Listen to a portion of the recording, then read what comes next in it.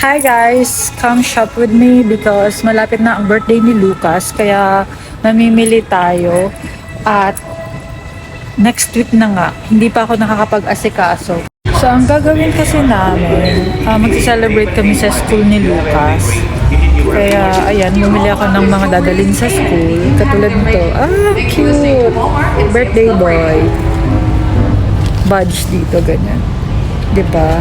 Tapos, bumili din ako ng mga party hat. Ganito. Kasi, 3 to 4 years old yung mga pa-party, diba? So, ayan. Hindi ko sure kung ilan sila sa room, pero, siguro less than 15 or 15. Look, ang ganda ng candle. Tapos, yung mga binili kong mga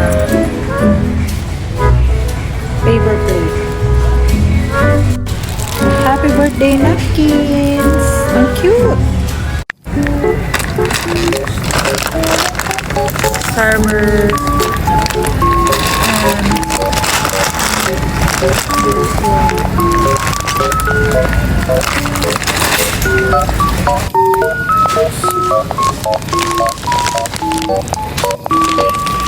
Masarap tong puso pops. Sabay na natin.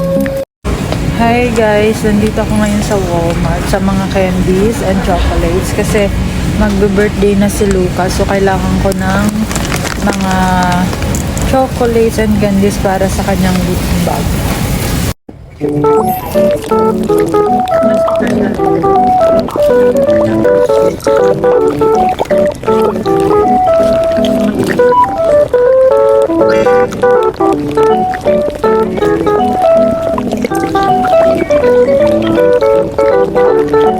Ito yung mga toys na pwede mong ilagay sa loot bag.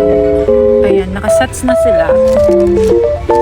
Merong ano dito, flutes, yung mini flutes, stickers, tapos merong ano to?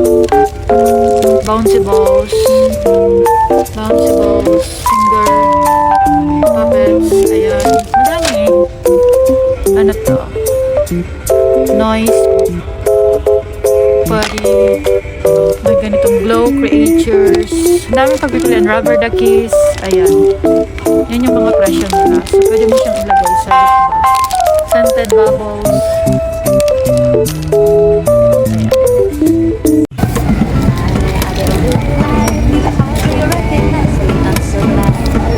Ito yung kukunin ko.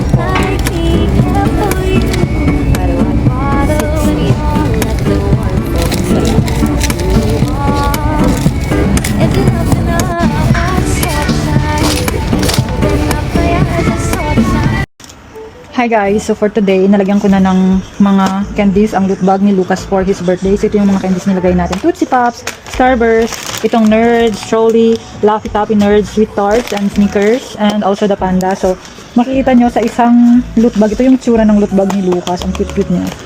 So sobrang saya ko na enjoy niya yung first time Disneyland experience niya. So inantay ko talagang mag-4 siya para at least yung memory niya sa Disneyland ay alam na niya. Sobrang saya na yung anak mo ay mahalakhak sa mga rides. Yung ang saya-saya, sarap sa pakiramdam.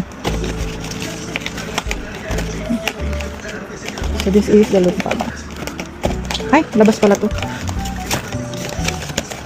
Ang cute ng loot bag ni Lucas. Lalaking lalaki ang aking loot bag para sa aking anak.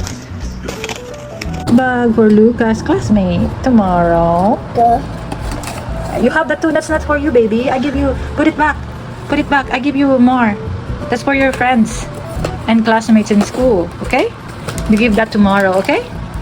Yeah, put it back, mommy give you more. I have more for you.